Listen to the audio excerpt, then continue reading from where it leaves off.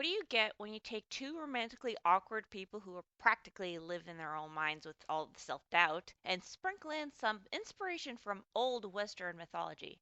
You get Under the Oak Tree. This story starts with Maximilian, or Maxie, waiting for her husband to return from a 3 year long dragon campaign. Maxie is very nervous for multiple reasons, mostly because of her abusive father. You can see him beating her with his cane, saying he won't tolerate her getting a divorce from her husband, who is no longer just a lowly knight, but the hero of the Western continent.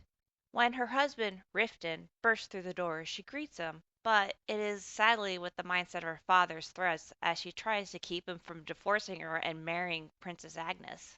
Sadly, Riften doesn't help her overcome her complete terror of him by speaking harshly. Jump cut to more bad communication between the two, and then Riften practically pounces on Maxie with his tongue. Thankfully for Maxie, one of Riften's knights cuts the shenanigans short. To Maxie's surprise, Riften just takes her with him. And not too long after leaving Croissant Castle, goblins attack the group. During this attack, Maxie falls out of the carriage and then faints. When she comes to, they are at an inn. Sadly, Maxie feels like she must continue walking on eggshells around Riften as he continues to make harsh comments at her. He brings in food for her to eat, which she only nibbles at, and again, he is being too harsh. This is when Maxie asks that question she's been repeating to herself in her mind. Why is he taking her with him? Despite his initial anger at her innocent question about his motives, this is when they actually begin to talk. Riften informs Maxie that he has already long ago turned down the proposal for the princess's hand in marriage, and that he is completely sincere in staying married to Maxie. They then do the do. Anywho, this makes things a bit easier for the not so newlywed couple to finally start lowering their barriers. Of course, it isn't all completely easy. This is a good start for them to talk more openly with each other. When the Rim Dragon Knights and Maxie finally arrive at Riften's land, Anatol, they are greeted by a huge celebration by the villagers.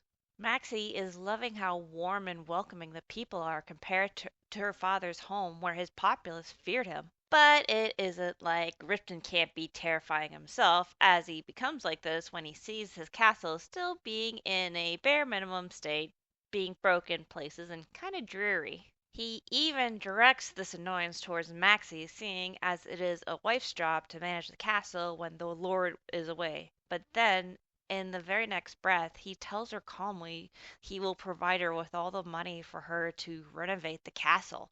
When he informs her that he wants her to feel at home, this is all that she needed to fall head over heels for Riften. Maybe it's the thought that she has a home that she believes that she could stay at. Maybe it's because Riften seems nicer than her father could ever be. Maybe it's because of how starved for affection she is.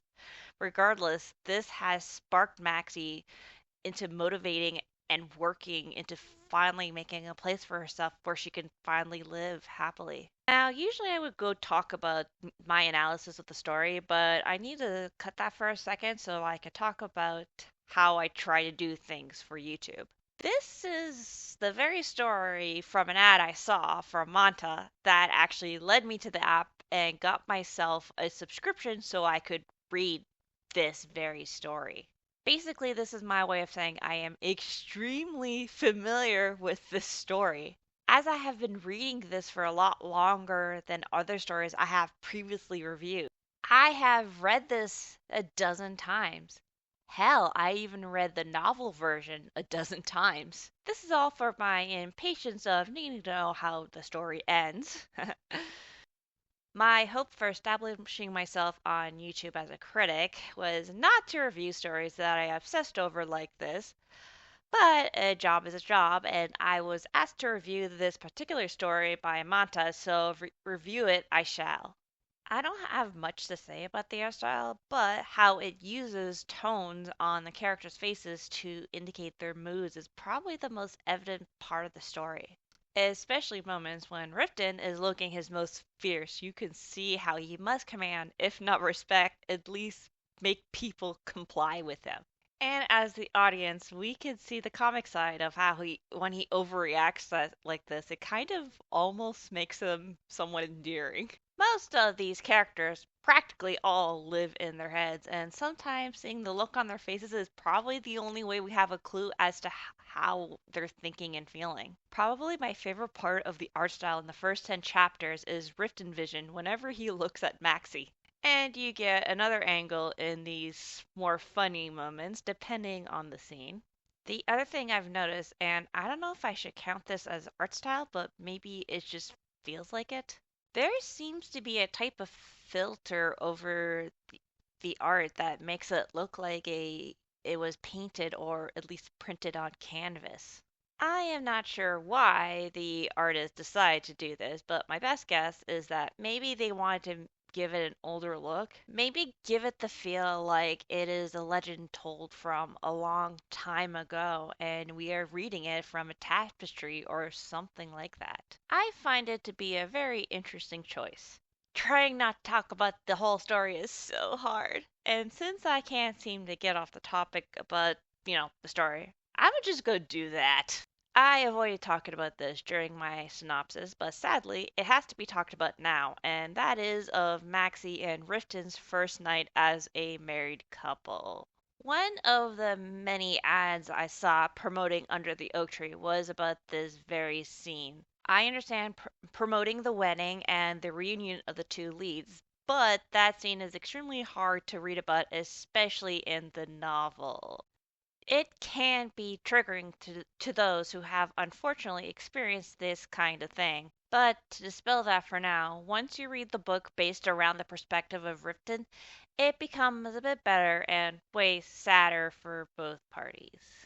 But when you're trying to write a story that seems to mirror our real world, historically speaking, sometimes you have to write the more accurate parts, and that especially means the disturbing bits. So I don't give anything away in the story. There is a sad rule that even in our real world during the Middle Ages or another time period, where the church checks to see if the married couple did the do. So the fact that something was making Riften do something like that to Maxie is sadly understandable, even if it's completely awful. But he does get 10 points added after his initial -5. During the part of the story where they are both in the inn, he tries to initiate, but when he notices that she doesn't want to, he stops and tells her he doesn't want to force her. Lucky for Maxie, when she wakes up the next morning, she realizes that she actually likes doing the do this time. Maxie could have communicated to Riften that she didn't like what happened the first night, but I think that is the point of the story. Both Maxie and Riften are very bad at communicating. Neither of them seems to be able to talk without either exploding and or shrinking into themselves. As for the first 10 chapters, it's unclear why Riften is bad at communicating, but we can take a guess at the fact that he seems to be somewhat putting himself down as not good enough for a duke's daughter. But with Maxie, it's a lot more apparent why she won't or can't communicate. Her father's constant insults at her speech impediment, doing this for 22 years, can crush a person. She was not only insulted for having a stutter, but she was also physically abused and told by her very own father that she should have died with her mother. She was constantly compared to her little sister. Even her maid at her father's castle said mean things about her hair and wasn't gentle at all when brushing it. With this long history of multiple kinds of abuse coming at her, not only from her father but also from servants, the only way for her to survive was to completely shrink into herself and read books and play with animals in the garden. And though they both have gotten better at talking to each other in just the first 10 chapters, like in real life, they will also take 2 steps back in the future. One of the main strengths of Under the Oak Tree is the slow burning pace. You get to see many smaller moments of these two getting to know each other. Slow burning stories like this are especially great for character driven stories, which is probably why the first 10 chapters is just them traveling from Croeso to Anatol. And don't worry, there is also a plot that has already been foreshadowed in these first 10 chapters. We will be getting a plot with the character driven story. I do love stories with a good plot, but the character interactions is what I truly live for. And I do hope that you will fall in love with all the characters interacting with each other. Not only Maxie and Riften, but in the future, Maxie becoming close to some of the knights and squires. Maxie is honestly the best reason for anyone who loves a good underdog story to go read Under the Oak Tree. I cannot recommend enough to read this story available on Manta. You can also read the full novel also available on Manta. Until December 6th, there is a special promotion where you can read the first 10 chapters and you can earn 20 free gems. And with part 4 recently updating on Manta, you can also earn additional 6 gems from reading just the new chapter alone. And not to say too much about the future plot, but this is the part where it becomes some of my favorite moments. Mostly for sad reasons, but they are amazing character moments for our two main leads. They will make you cry so hard, and it's so worth it. Also, I coincidentally have an Audible account, and I randomly came across this one day, though not sponsored by them. Audible also seems to have the first 3 novels available on their library. Check it out. You can listen to it along with the novel or while you're doing other things. It's up to you. Always remember to support the official release of any stories you come across, especially if you enjoy it.